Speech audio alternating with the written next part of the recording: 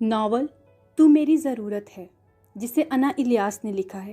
Novel start کرنے سے پہلے میری آپ سب سے ریکویسٹ ہے کہ اگر آپ نے ابھی تک اس چینل کو سبسکرائب نہیں کیا ہوا تو اس کو جلدی سے سبسکرائب کر لیں اور ساتھ میں موجود بیل آئیکن کو ضرور پریس کریں تاکہ ایسے ہی انٹرسٹنگ ناولز آپ کو ایزیلی مل سکیں۔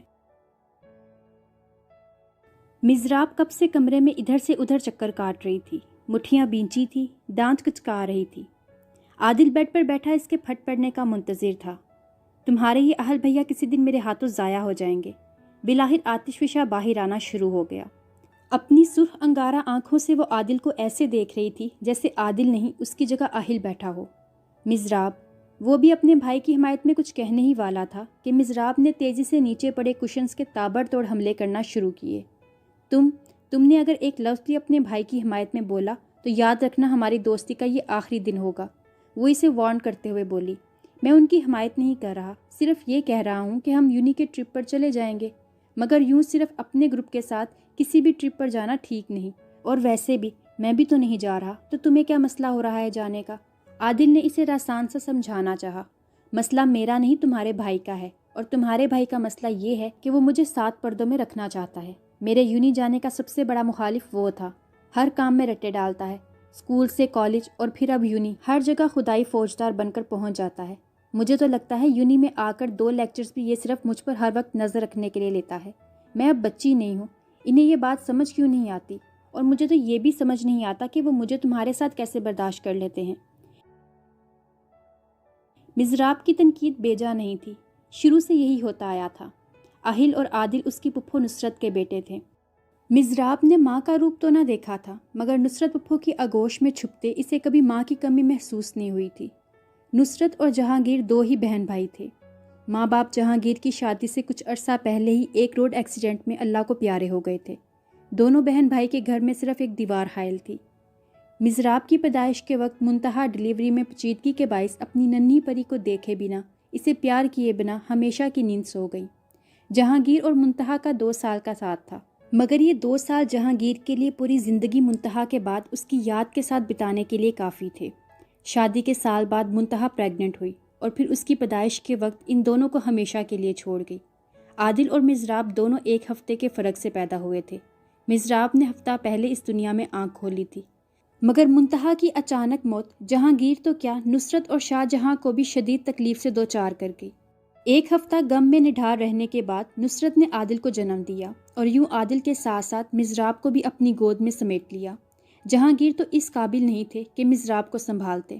اتنا بڑا غم تھا کہ اس سے باہر آنے کے لیے کتنے ہی مہینے لگے، اور اس تمام وقت نصرت نے مزراب کو ماں کی کمی محسوس نہیں ہونے دی۔ اہل 5 سال کا تھا، پھر بھی وہ اپنی عمر کے بچوں کی نسبت کافی سمجھدار تھا۔ جب نصرت مزراب کو لے کر گھر آئیں تب انہوں نے اہل کو بٹھا کر سمجھایا، اہل، اللہ نے آپ کو صرف ایک بھائی نہیں ایک بہن بھی دی ہے، اور آپ نے اور عادل نے بڑے ہو کر اس کا بہت زیادہ خیال رکھنا ہے، اس کو کبھی کوئی تکلیف نہیں ہونے دینی، اور مجھ سے بھی زیادہ آپ نے اس کا دھیان رکھنا ہے۔ اہل نے ان نصیحتوں کو نہ صرف دماغ میں بٹھایا بلکہ اپنی زندگی کا ایک مقصد بھی بنا لیا۔ وہ مزراب کا ایسے خیال رکھتا تھا جیسے وہ کانچ کی گڑیا ہو۔ اس کی کلاس کا کوئی لڑکا ہوتا تھا یا لڑکی، اگر کبھی اہل کو پتہ چل جاتا کہ کسی نے مزراب کو تنگ کیا ہے، وہ اس سے لڑنے پہنچ جاتا تھا۔ بڑے ہوتے ہوتے یہ عادتیں اتنی پختہ ہو گئیں کہ مزراب کی زندگی کے زیادہ تر فیصلے اہل کرنے لگا، اور سب اس کی بات کو ترجیح بھی دیتے تھے۔ مزراب کالج پہنچنے تک اہل کے اس عمل دہر سے چڑ کھانے لگی۔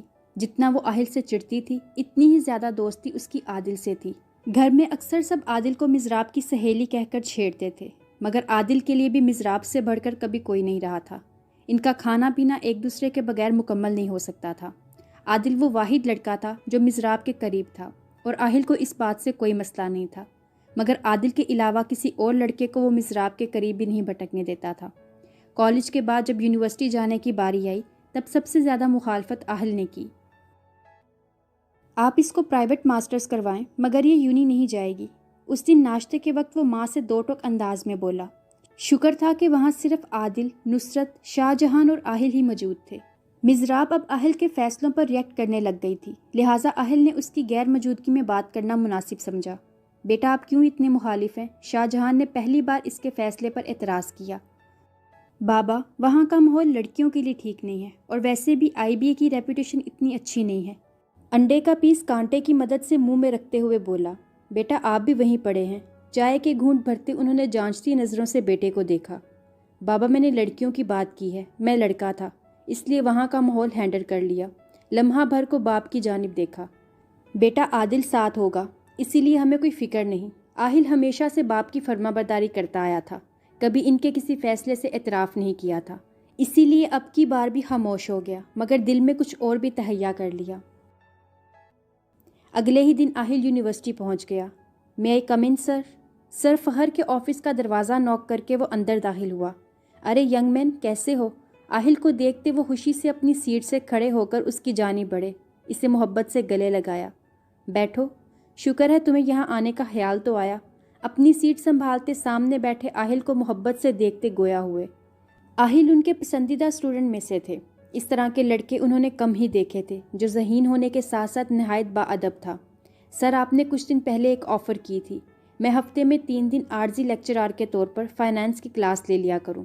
आहिल ने कुछ दिन पहले की सर फ़खर की ऑफ़र इन्हें याद दिलाई। बिल्कुल, और अभी तक मैं तुम्हारे जवाब का मुंतज़िर हूँ। इनकी बात पर वो होले से मुस्कुराया।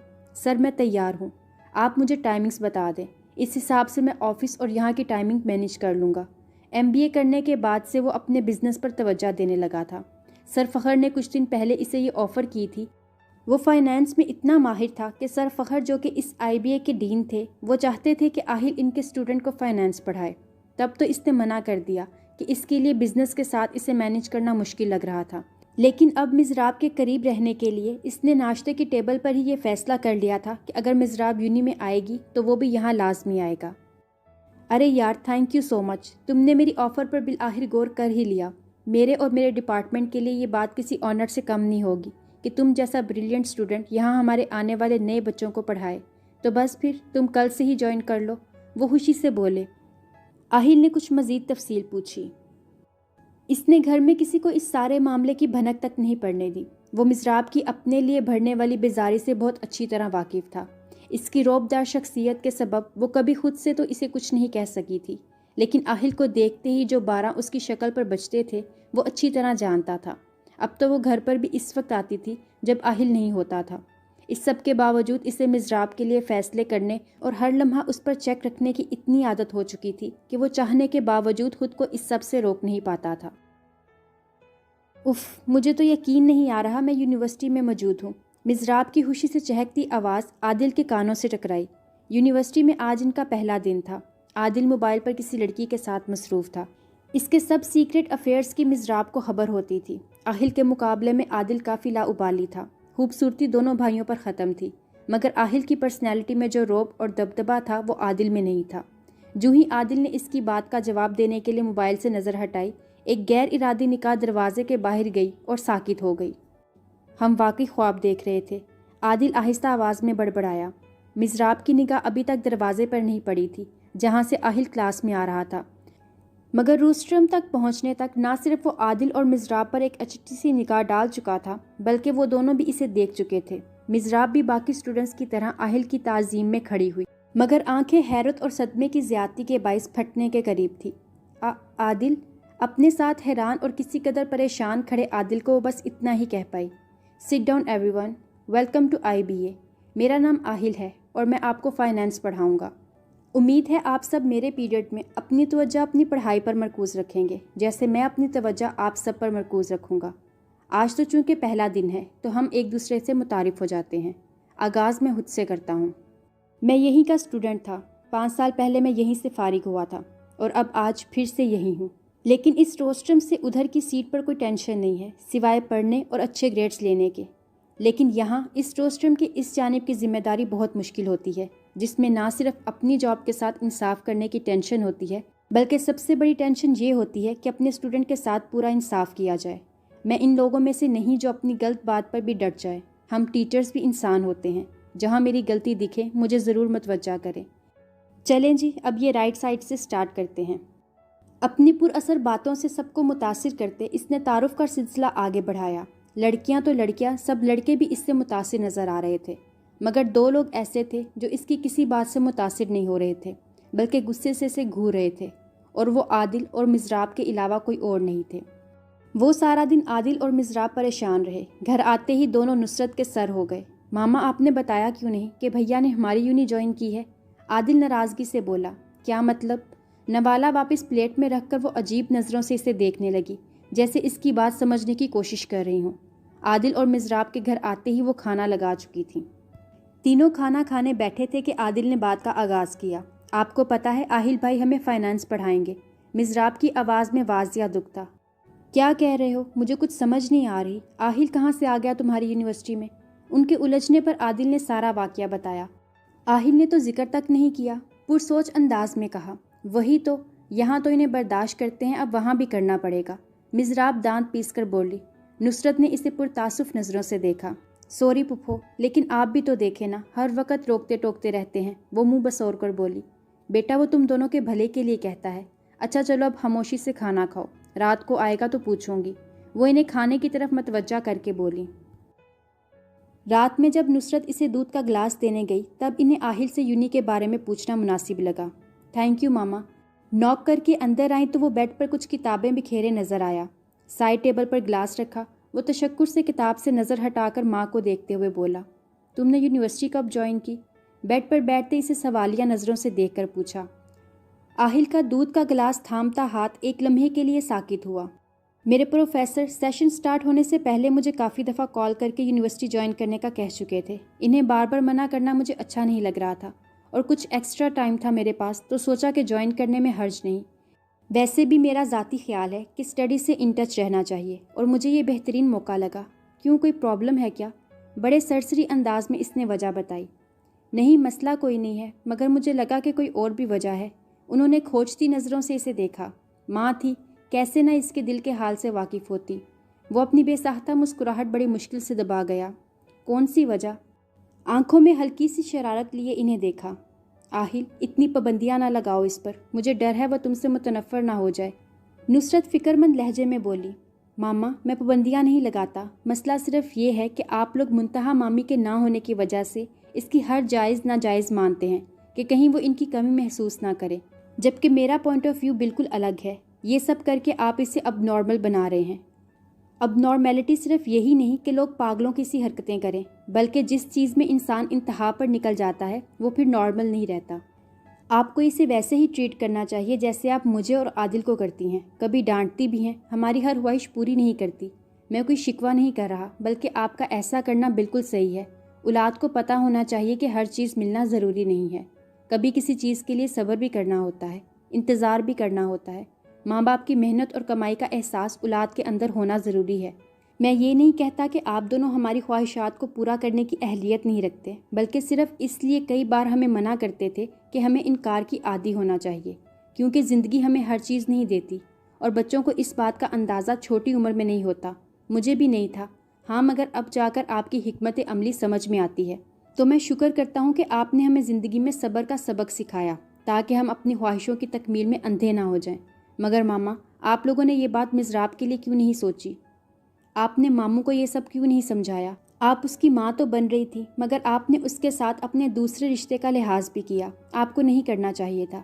میں نے یہ سب محسوس کیا اور مجھے لگا کہ ہم اس کے ساتھ زیادتی کر رہے ہیں۔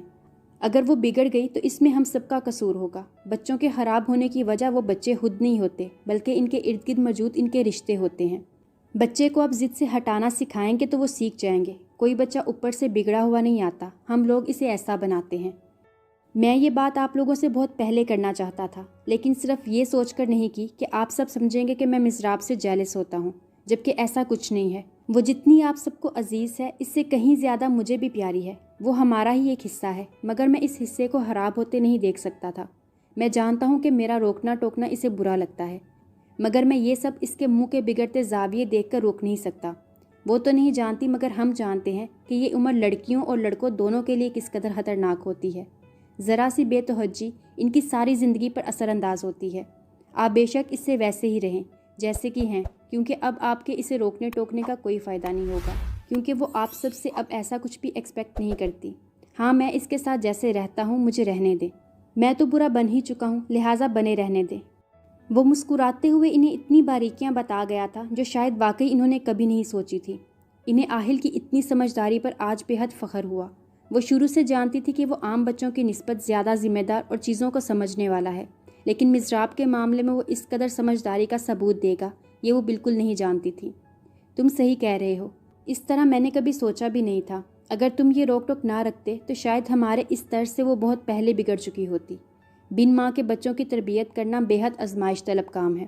باپ کے بغیر تو اولاد سروائیو کر لیتی ہے، مگر ماں کے بغیر بچے رول جاتے ہیں۔ اصل تربیت ہی ماں کرتی ہے، وہی نہ رہے تو کون اچھا برا سکھاتا ہے۔ میں نے بس یہی سوچا کہ کبھی اس کا دل نہ دکھاؤں، مگر میں نہیں جانتی تھی کہ یہ سب کرتے وہ غلط سمت بھی جا سکتی ہے۔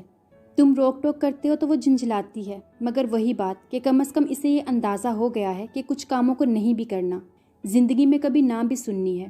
اس کے اگلے گھر جانے والی تو مجھے کوئی ٹینشن نہیں، ہاں مگر پھر بھی لڑکیوں کو تحمل اور صبر والا ہونا چاہیے۔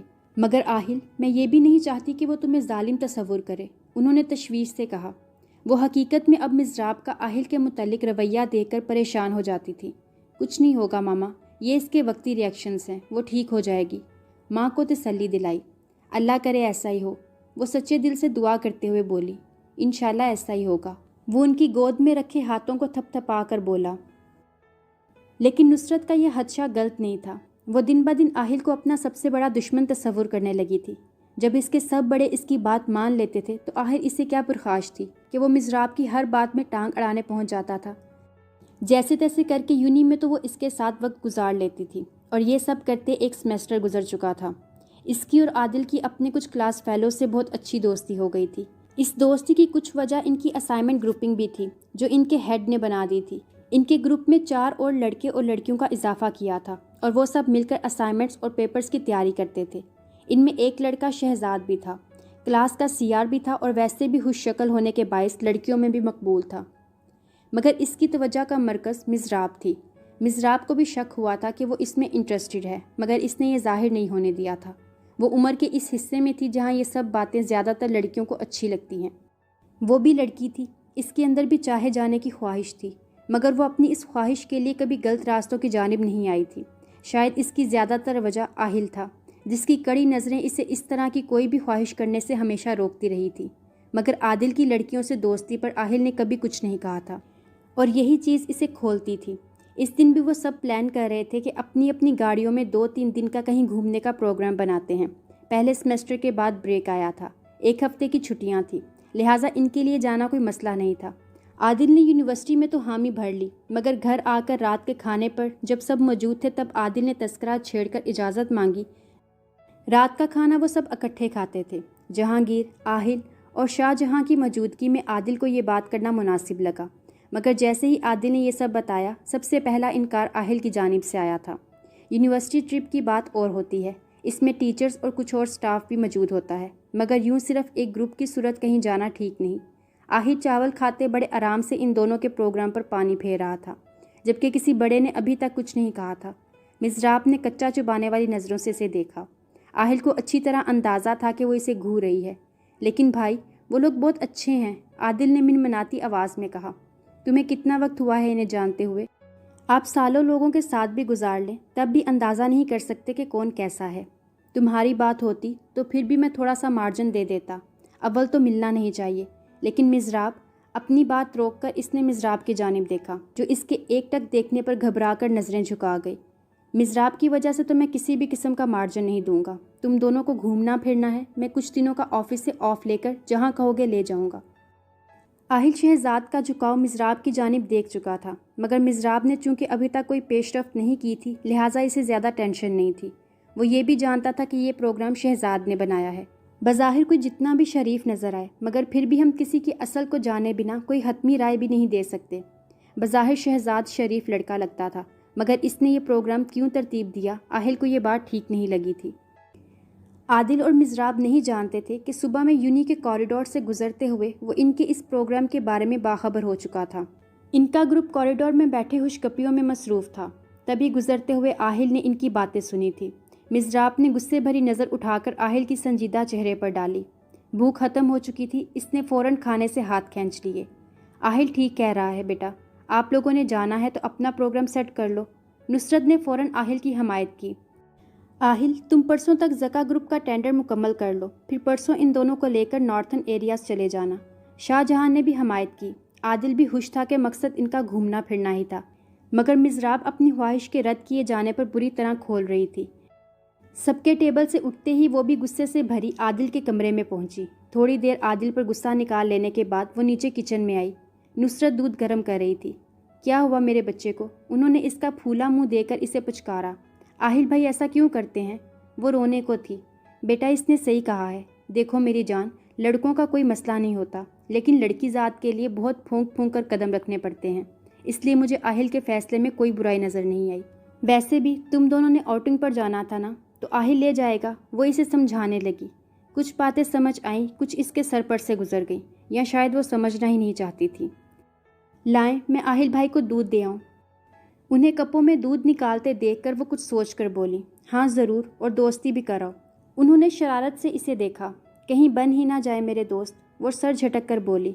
दूध का गिलास थाम कर सीढ़ियाँ चढ़ के आहिल के कमरे के बाहर रुककर अपने आप को इसने दो दो हाथ करने के लिए तैयार किया। नॉक करने पर कमिन की आवाज़ आई। आहिस्ता से दरवाज़ा खोलकर अंदर दाखिल हुई। आहिल सामने राइटिंग टेबल के साथ कुर्सी पर बैठा तेज़ी से लैपटॉप पर काम कर रहा था। मिज़राब की जानिब पुश थी। इसके वहमो गुमान में भी नहीं था कि इस वक्त दूध का गिलास लिए मिज़राब आएगी। टेबल पर इसके करीब गिलास रखा, मगर आहिल को मतवज्जा ना देखकर इसने गला खंगारा। अब की बार आहिल ने चौंक कर दाई जानिब देखा। आंखों में हैरत सिमट आई। आप? सवालिया नज़रों से इसकी जानिब देखा। वो आपसे कुछ बात करनी है। थूक निगल कर इसकी जानिब देखे बिना आंखें नीचे किए बोली। कहो। आहिल समझ गया था कि क्या कहना होगा। प्लीज़ हमें ग्रुप के साथ जाने देना। आखिर आप भी तो यूनिवर्सिटी टाइम में अपने फ्रेंड्स के साथ कभी कहीं जाते रहते थे। उंगलियां चटकाकर इसने आहिल को याद करवाया।